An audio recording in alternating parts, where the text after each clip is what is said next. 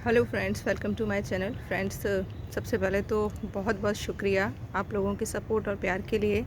आप लोग सपोर्ट कर रहे हैं, इसीलिए इतने सारे लोग मेरे साथ जुड़ पा रहे हैं और एक मैं कम बजट की गार्डनिंग का जो एक्सपीरियंस है आपके साथ शेयर कर पा रही हूँ।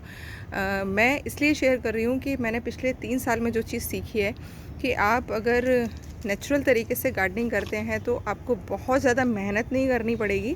कोई भी पेस्टिसाइड, इंसेक्टिसाइड और फला ढिमका ज़्यादा कुछ नहीं करना पड़ेगा, क्योंकि ये मेरा पर्सनल एक्सपीरियंस है, वो मैं इसलिए आपके साथ शेयर कर रही हूँ। मैंने बहुत ही सिंपल से टिप अपनाए।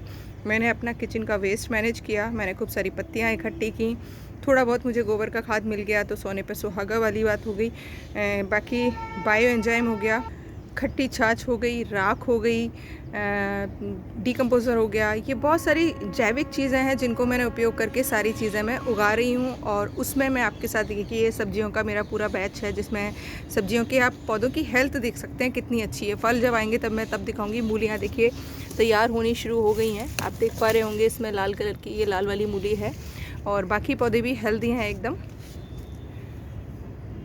अब मैं अपने टॉपिक पर आ जाती हूँ। किसी ने मुझे पूछा था कि मैम, संतरे के छिलके हम पाउडर बना के पौधों में यूज़ कर सकते हैं क्या? तो मैंने तकरीबन 300 साढ़े 300 वीडियोज़ में मैंने डायरेक्ट संतरे के छिलके का कभी भी यूज़ नहीं बताया है, क्योंकि मैं खुद नहीं करती हूँ। उसके पीछे रीज़न है, आपको पता है, सिट्रस फ्रूट का मैं बनाती हूँ बायो एंजाइम। तो मुझे नहीं लगता कि मुझे उसके अलावा पौधों को सिट्रस कोई भी चीज़ देने की ज़रूरत लगती है। और जो थोड़ा बहुत बचता है मैं कंपोस्ट बिन में मिला देती हूँ। तो ऑलरेडी जो मेरी सॉइल है उसमें एसिड की, जो एसिडिक बनाता है मिट्टी को, जो चीज़ें वो पूर्ति हो जाती है। अब ये देखिए, ये संतरे के छिलकों का पाउडर है। ये मैं पौधों में नहीं, ये मैं स्किन पे यूज़ करती हूँ। आप करके देखिएगा, आपको बहुत अच्छे रिजल्ट्स आएंगे। खैर, अभी मैं इसमें प्लांट्स के बारे में बता देती हूँ कि अगर आप बायो एंजाइम नहीं बनाते हैं, कंपोस्ट भी नहीं बना रहे हैं और आपको संतरे के छिलके डालने ही डालने हैं, तो देखिए 2 तरीके की मिट्टी होती है, क्षारीय और अम्लीय, यानी एसिडिक और अल्कलाइन। अब आपको ये नहीं पता है कि आपकी मिट्टी कैसी है। सपोज़ करिए आपकी मिट्टी अम्लीय है, यानी कि एसिडिक है, और आपने एक एक दो दो चम्मच भर के संतरे के छिलके का पाउडर या संतरे के छिलके अगर अपनी मिट्टी में डाल दिए, तो जो आपकी मिट्टी ऑलरेडी एसिडिक थी उसको आपने और ज़्यादा एसिडिक बना दिया। तो देखिए, हर एक पौधा इस तरीके की चीज़ों को, मतलब एसिडिक सॉइल को पसंद नहीं करता है, क्योंकि हर एक पौधे की अपनी एक प्रकृति होती है। तो मैंने क्या किया है, अपने पौधों में बैलेंस डाइट दी है। मतलब तो पौधों को, आपको पता है, अम्ल भी चाहिए, क्षार भी चाहिए, मतलब सारी चीज़ें चाहिए होती हैं। एनपीके का नाम तो आप सुनते ही होंगे, जो लोग रेडीमेड एनपीके डालते हैं। तो एनपीके डाल दिया आपने, लेकिन बाकी चीज़ों का क्या? सल्फ़र हो गया, जिप्सम हो गया, या और भी सारी जो चीज़ें होती हैं, वो सबकी क्वांटिटी थोड़ी थोड़ी मात्रा में सारे पौधों को चाहिए होती है। तो आपने क्या करना है, अगर आप बायो एंजाइम नहीं बना रहे हैं और कंपोस्ट भी नहीं बना रहे हैं, तो आप संतरे के छिलके का पाउडर बनाकर बहुत थोड़ी थोड़ी क्वांटिटी में, जैसे 10 इंची का अगर पॉट है आपका, तो आप चौथाई चम्मच या हाफ चम्मच दे सकते हैं। उससे ज़्यादा मत दीजिएगा अगर आपको अपनी मिट्टी के पीएच का नहीं पता है। क्योंकि देखिए, जो मैंने अब तक पढ़ा या समझा है कि 6.5 से 7 के बीच में, 6 से 7 के बीच में जो पीएच होता है, वो एक फेवरेबल, मतलब अच्छी मिट्टी होती है, जो कि सभी पौधों के लिए अच्छी होती है। लेकिन अगर पीएच 7 से ऊपर होने लगता है और या 6 से कम होने लगता है, तो मिट्टी कहीं ना कहीं अल्कलाइन या एसिडिक हो जाती है। तो इस पर मैं एक वीडियो अलग से बना दूंगी कि उन दोनों तरह की मिट्टी में आप कौन कौन से पौधे उगा सकते हैं। लेकिन उसके लिए आपको पहले अपनी मिट्टी की जांच करवानी पड़ेगी। मैंने कभी अपनी मिट्टी की जांच नहीं करवाई है, क्योंकि मैंने, आपको पता है, शुरुआत से एक सिंपल कॉन्सेप्ट अपनाया, जंगल वाला तेरा तुझको अर्पण वाला, जो मिट्टी से लिया वापस दे दिया। लेकिन हाँ, एक चीज़ का मैंने हमेशा ध्यान रखा कि मैंने एसिडिक चीज़ें लाइक नींबू के छिलके, संतरे के छिलके, ये मैंने बहुत ज़्यादा मिट्टी के अंदर नहीं मिलाए हैं, क्योंकि मुझे ये चीज़ पता थी कि उससे मिट्टी जो होती है आपकी एसिडिक हो जाती है। तो बता दिया मैंने आपको कि अगर आप मिलाना चाहते हैं तो आप बहुत थोड़ी थोड़ी क्वांटिटी में अपनी सॉइल में मिला सकते हैं, लेकिन वो भी आपको देखना पड़ेगा। किसी पौधे को ऐसा ना हो कि एसिडिक सॉइल बिल्कुल पसंद ना हो और आप दे दें।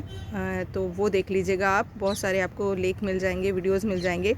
एंड कोशिश करिए बैलेंस डाइट का। मैं आपके साथ बिल्कुल फ्री के फर्टिलाइज़र बताती हूँ। एनपीके जिनमें होता है, या जिप्सम होता है, या सल्फ़र होता है, आयरन होता है, फ्री के सारे आइडियाज़ हैं, वो आप अप्लाई करते रहिए। ट्रस्ट मी, आपको किसी भी चीज़ की ज़रूरत ऊपर से डालने की नहीं पड़ेगी।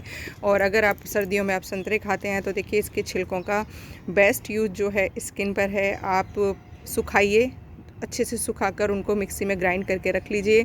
मैं इसको फ्रिज में रखती हूँ और जब भी ज़रूरत होती है आप इसको वीक में 2 या 3 बार एज ए स्क्रब यूज़ कर सकते हैं। आप कच्चे दूध में मिलाकर अगर अपनी स्किन पे लगाएंगे तो बहुत ही शानदार रिजल्ट्स आएंगे। दही में मिला के लगा सकते हैं। इसके बहुत सारे उपयोग हैं और आप इसका स्क्रब बना सकते हैं। इसको यूज़ करने के बाद आपकी स्किन की बहुत सारी प्रॉब्लम्स तो हील होंगी ही होंगी, साथ में जिन लोगों को एक अच्छी स्किन चाहिए होती है, देखिए मैं यहाँ गोरा काले की बात नहीं करूँगी, जिनको हेल्दी स्किन चाहिए होगी उनको डेफ़िनेटली रिज़ल्ट्स आएंगे, क्योंकि ये मेरी मदर बचपन से यूज़ कराती आ रही हैं और आज भी देखिए मैं 45 प्लस हूँ, आज भी अगर इसको चीज़ को यूज़ कर रही हूँ तो देख लीजिए कितने शानदार रिजल्ट्स रहे होंगे इसके।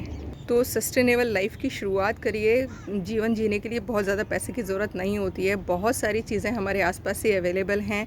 और गार्डनिंग के बजट को डेफ़िनेटली कम करिए, केमिकल देना बिल्कुल बंद कर दीजिए। अगर आप अपने घर में बागवानी कर रहे हैं तो आपको NPK, DAP, यूरिया का जंगल नहीं बनाना है। आप नेचुरल करके देखिए, आपको रिज़ल्ट्स बहुत अमेजिंग आने वाले हैं। और एक वीडियो मैं अलग से बना दूंगी कि आप एसिडिक सॉइल और एल्कलाइन सॉइल में कौन कौन से पौधे उगा सकते हैं, पर उसके लिए आपको अपनी मिट्टी की जांच करानी पड़ेगी। या तो मिट्टी को लैब में ले जाना पड़ेगा या फिर आई थिंक शायद ऑनलाइन भी कुछ टूल्स मिलते हैं जिससे आप अपने मिट्टी के pH लेवल को नाप सकते हैं। आप वो मंगा के अपने मिट्टी के pH लेवल को नाप सकते हैं और उसके बाद अपनी मिट्टी को उसी हिसाब से ट्रीट कर सकते हैं। बाकी मेरा मानना तो ये है कि प्रकृति से जो लिया है प्रकृति को देना वापस शुरू कर दीजिए। मिट्टी अपने आप सारी चीज़ें मैनेज कर लेगी। एल्कलाइन और एसिडिक सारी चीज़ें बहुत अच्छे से मैनेज हो जाएंगी। बस थोड़ी थोड़ी मात्रा में सारी चीज़ें देना शुरू कर दीजिए। आई होप आपको ये इन्फॉर्मेशन पसंद आई होगी, क्योंकि ये सवाल मेरे पास काफ़ी टाइम से ड्यू था और मैं इसका रिप्लाई नहीं कर पा रही थी, तो आज सोचा कर देती हूँ जितना मुझे ज्ञान है। तो आई होप आपको समझ आ गया होगा। Thank you for watching. Come budget की गार्डनिंग करनी है तो आपको मेरे पेज को फॉलो करना पड़ेगा, मेरे चैनल को सब्सक्राइब करना पड़ेगा। तो आप बहुत ही कम बजट में गार्डनिंग कर पाएंगे। Thank you for watching. Channel पर बने रहिएगा।